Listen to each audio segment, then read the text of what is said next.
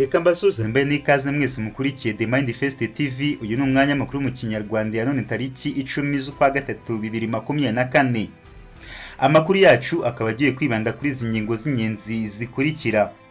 Perezida Kagame yasabye FPR Inkotanyi gushaka uzamusimbura yitsa kuba atarageza ku myaka 50.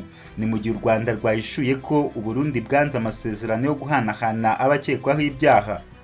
Hanze y'u Rwanda turakubwira ko Perezida w'u Burundi Evariste Ndayishimiye na Perezida wa Congo Tshisekedi ngo bagiye kwishyira hamwe maze bagasiba ku mubumbe umutwe wa M23. Tukiri muri RDC, umunyamakuru ushinjwa ibihuha yasabiwe gufungwa imyaka 20. Ni mu gihe kandi turakubwira ko Ukraine yahanuye drone 35 z'Uburusiya mu ijoro rimwe.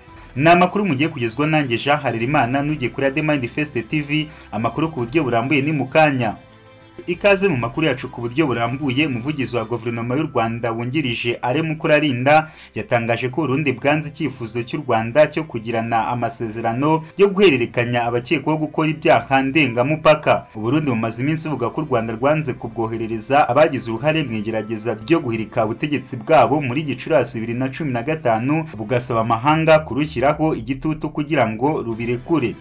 Perezida w'u Burundi Evariste Ndayishimiye yageze avuga ko abantu ari bo bwonko bw'umutwe witwaje intwaro wa LD Tabara uherutse kugaba ibitero mu ntara ya Bujumbura na Bubanza, gusa u Rwanda rwarabihakanye. Mu byo u Rwanda rwasobanuye ko rwashingiyeho mu kutoreza abarundi harimo kuba ari impunzi zirengerwa n'amategeko mpuzamahanga. Mukurarinda yavuze ko hiyongeramo ko ibihugu byombi bidafitanye amasezerano yo guhererekanya abakekwaho ibyaha. Yavuze ko mu Burundi hari abanyarwanda bahahungiye n'abarundi 16 bagize uruhare muri jenoside. Ati u Rwanda rwashatse kugirana amasezerano yo guhana abantu n'u Burundi buranga. Hari abantu benshi bakekwaho jenoside yakorewe abatutsi hano mu Rwanda mu cya 1994 bahungiye Burundi, baba ari abanyarwanda cyangwa se abarundi babaga hano mu Rwanda nabo bagize uruhare mu gukora jenoside. Umuvugizi wa guverinoma wungirije yavuze ko Burundi bushobora kutohereza abantu babwo, ariko ko bufite inshingano yo gukora iperereza nyuma rukababuranisha. Gusa yavuze ko ibyo ngibyo bitigeze bikorwa. Mu yandi makuru turakubwira ko Perezida Kagame akaba na chairman wa FPR Inkotanyi yasabye abanyamuryango kwibwiriza hakiri kare bagashaka ugomba kuzamukorera mu ngata bitagombye ko abigiramo uruhare. Yitsa cyane ku bakiri bato bari hagati y'imyaka 30 na 49. Yabigarutseho mu nama nkuru y'umuryango yabaye kuri uyu wa gatandatu, ari nayo yatorewemo nk'umukandida ugomba guhagararira uyu muryango mu matora ateganyijwe muri Nyakanga uyu mwaka. Ati ndabashimiye ku cyizere mwuma, muri icyo cyizere ndashaka ngo ngire ibyo mbabwira nanone. Muri 2010 nabwo mwangiriye icyizere ndetse twabanje kubiganiraho ibiganiro birebire. Ndabyibuka muri Petit Stade hari abantu benshi bangana gutya nkamwe. Nagize ibyo mbabwira namwe mugira ibyo mumbwira, ngira naho mbabwira ni ariko munatekereze n'ukundi nuko hari n'ibyahinduka. Yavuze ko icyo gihe hari umwe mu bari bitabiriye watanze ubuhamya ariko atibuka izina rye, ariko ngo nubwo atibuka izina rye yibuka ibyo yavuze neza. Ati abantu benshi barahaguruka nta nubwo njya nibagirwa umuntu wahagurutse aturuka i Rusizi atubwira amateka yahuza n'ay'u Rwanda. Aravuga ngo w'impamvu anavuga ko ari njye ugomba kuba umukandida wa RPF, arabisobanura avuga amateka ye. Reka amakuru yo mu Rwanda tuyacumbikire ahangaha ahubwo tukubwire kuyavugwa hanze y'u Rwanda. Ubushinjacyaha bwo muri Repubulika Iharanira Demokarasi ya Congo bwasabiye umunyamakuru uzwi cyane nka Stanis Bujakera gufungwa imyaka 20. Stanis Bujakera yatawe muri yombi muri Nzeri 2023 nyuma yo kwandika inkuru mu kinyamakuru Jeune Afrique cyo mu Bufaransa. Avuga ko umunyepolitike utavuga rumwe n'ubutegetsi Cherubini Okende yishwe na bamaneko ba Congo. Muri Nyakanga mu mwaka ushize umurambo wa Okende bawusanze mu modoka ye mu gitondo i Kinshasa ahitwa Limete, warashwe amasasu. Nyuma y'umunsi ishyaka rye ritangaje ko yashimuswe n'abitwaje intwaro. Ubushinjacyaha bwakomeje kuvuga ko Okendo yiyishe. Okendo yahoze ari minisitiri wo gutwara abantu n'ibintu, yegura mu kuboza muri 2022. Ubwo yapfaga yari umudepite akaba n'umuvugizi w'ishyaka Assemblée pour République rya Moise Katumbi. Mu iburanisha ryo kuwa gatanu, Jean Marie Kapenga, umwe mu banyamategeko ba Bujakera, yabwiye abanyamakuru hanze y'urukiko ko ubushinjacyaha bwamusabiye gufungwa imyaka 20 no kuriha ihazabu ya miliyoni imwe y'amafaranga ya Kongo angana n'ibihumbi 463 by'amanyarwanda nk'uko byatangajwe n'ibiro ntaramakuru bya Reuters. Kabenga yongeyeho ko bategereje ko urukiko rusoma urubanza, ibyo bikaba bishobora kuba mu cyumweru gitaha.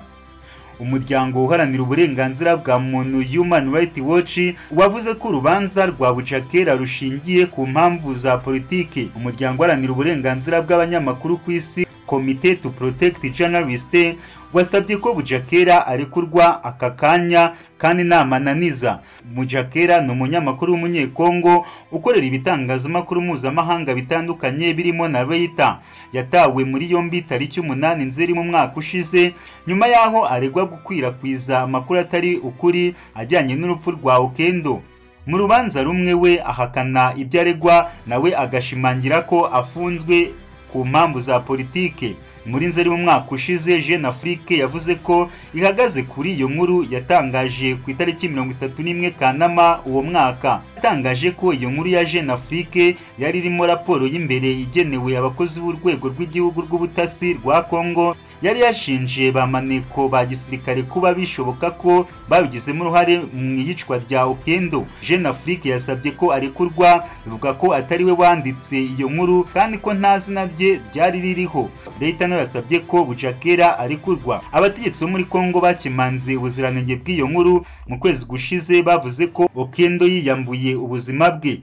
Tukiri muri Kongo, turakubwira ko Perezida wa Repubulika Iharanira Demokarasi ya Kongo n'ubundi Felix Tshisekedi amaze imyaka 2 afitanye umubano udasanzwe na mugenzi we w'u Burundi Evariste Ndayishimiye. Aba bombi bahujwe n'umugambi wo gukoresha umututu w'imbunda mu gucecekesha umutwe witwaje intwaro wa M23. Birasa neza n'umubano rutwitsi Juvenal Habyarimana narafitanye na Mobutu Sese Seko wayoboraga yari Zaire mu myaka y'1990. Aba nabo bari bahujwe n'umugambi wo kurasa ingabo za FPR Inkotanyi zasabaga ko u Rwanda rubohorwa, ifangura rigahagarara cyane cyane ryari ryibasiye abatutsi. Ubwo Inkotanyi zari zimaze gukangaranya Habyarimana mu minsi ya mbere y'urugamba rwo kubohora igihugu, Mobutu yohereje abasirikare bagera ku 400 ngo amuhe umusanzu. Abasirikare ba Mobutu bageze mu mice by'Umutara ngo bafashe Habyarimana gusubiza inyuma Inkotanyi zabakubise inshuro biruka ubutareba inyuma. Mu nzira basubira i Goma, aho banyuze bagiye basabura bakanafata abagore n'abakobwa ku ngufu. Kuva muri 2021 ubwo M23 yongeraga kwegura intwaro, Ndayishimiye nawe yagiye yohereza abasirikare muri RDC ngo bajye gufasha ingabo za Tshisekedi guhashya uwo mutwe. Amagingo y'abasirikare b'abarundi bamaze koherezwa gufasha ingabo za Tshisekedi babarirwa mu 600. Amakuru avuga ko Tshisekedi yishyuye Ndayishimiye kugira ngo amuhe abasirikare, akanemera kwishyura ibihumbi 5 by'amadolari buri kwezi kuri buri musirikare w'umurundi urwana muri M23. Muri amasezerano kandi hari amafaranga yemeranyijwe n'impande zombi ataramenyekana ingano yayo ko azajya atangwa nk'impozamarira kuri buri musirikare w'u Burundi uzagwa ku rugamba ahanganyemo na M23. Tshisekedi na Ndayishimiye basigaye bahura buri kanya mu kunoza uwo mugambi wabo. Nk'urugero, mbere yo kwitabira inama ya Afurika Zunze Ubumwe iheruka kubera muri Ethiopia muri Gashyantare 2024, Ndayishimiye yabanje kujya i Kinshasa ararayo. Ibiro bya Perezida wa Kongo byanditse kuri X ko abo bombi bamaze isaha baganirira mu muhezo bavuga ku bibazo biri mu burasirazuba bwa RDC. Urwo rugendo rwa Ndayishimiye Kinshasa kuwa 13 Gashyantare 2024 nirwo rwanogejemwo umugambi mukuru wo Ndayishimiye ageze muri Ethiopia akitwaza kugira ngo atitabira inama yagombaga guhuriramo na Perezida Paul Kagame. Abasesenguzi bavuga ko Ndayishimiye atinye kuba yabazwa kohereje abasirikare kurasa kuri M23 mu gihe abayobozi bo mu karere bakize ingufu mu nzira z'ibiganiro hagati y'imande zihanganye. Imiryango y'abarundi, abatavuga rumwe n'ubutegetsi bwa Ndayishimiye, imiryango iharanira uburenganzira uburenganzira bwa muntu na bamwe mu basirikare b'abanyepolitike bakunze kugaragaza ko batanyuzwe n'icyemezo cyo kohereza abarundi gupfira muri RDC nta mpamvu ihari barwanira. Abasirikare b'abarundi babarirwa mu magana bageze muri RDC banga kujya ku rugamba, burizwa indege basubizwa i Bujumbura. Icyakora bahise bafungwa ndetse bamwe muri bo bakomeje kugenda bicwa urw'agashinyaguro. Abasirikare b'abarundi bamaze kwicirwa mu mirwano na M23 bivuga ko barenga 500 bagiye bapfa ku bwinshi kuko abasirikare b'abanyekongo babashuraga imbere bavuga ko aribo bahembwa menshi ndetse hakabima ibikoresho bizima cyane ko bava i Burundi nta kintu na kimwe bafite. Bambitswe impuzankano y'igisirikare cya RDC. Ndayishimiye niwe wenyine uri kwinjiriza akavagari k'amadolari mu ntambara iri mu burasirazuba bwa RDC kuko nayo ibihumbi 5 by'amadolari yandikiwe abasirikare b'abarundi abariyo ntabageraho ahubwo bahabwa atarenga amadolari 100. Uretse kwinjiriza mu ntambara hejuru y'abarundi bakomeje kuyitikiriramo, Ndayishimiye Evariste yanashyize imbaraga nyinshi mu gushyigikira Kisekedi kuko bombi bafite ingengabitekerezo y'uko bahanganye n'abatutsi. Ni gute Ndayishimiye yakoreza ingabo zo kurasa abanyekongo barwanira uburenganzira bwabo nk'abene gihugu? Kisekedi yavuze ko M23 igizwe n'abanyamahanga ngo ni abanyarwanda bashaka kwigarurira igihugu cye. Reka tukubwire ko kandi igisirikare kirwanira mu kirere muri Ukraine cyatangaje ko ijoro ryo kuri wa gatandatu rishyira ku cyumweru tariki 10 Werurwe byahanuye indege no zizwi nka drone z'igisirikare cy'Uburusiya. Izo ndege zahanuwe mu bice bitandukanye bya Ukraine biri mu burasirazuba hafi y'Uburusiya nk'uko RFA yabitangaje. Ukraine kandi yatangaje ko izo drone zakurikiwe n'ibindi bisasu byarashwe n'ingabo z'Uburusiya nubwo hatatangajwe nimba hari ibyo byangije ku ruhande rwa Ukraine. Indege zitagira abapiloti zoherezwa n'igisirikare cy'Uburusiya zimaze kumenyererwa muri Ukraine, dore ko no mu ijoro rishyira kuri wa gatandatu nabwo Ukraine ivuga ko yahanuye izigera kuri 12 mu ndege 15 zoherejwe. Ni amakuru mwagezwagaho nanjye Jean Harerimana. Nugiye kuri Busy Time TV murangira gukora subscribe, share, like na comment ndetse ukibuka no gukanda ku nzogera kugira ngo amakuru ajya kugeraho ku gihe.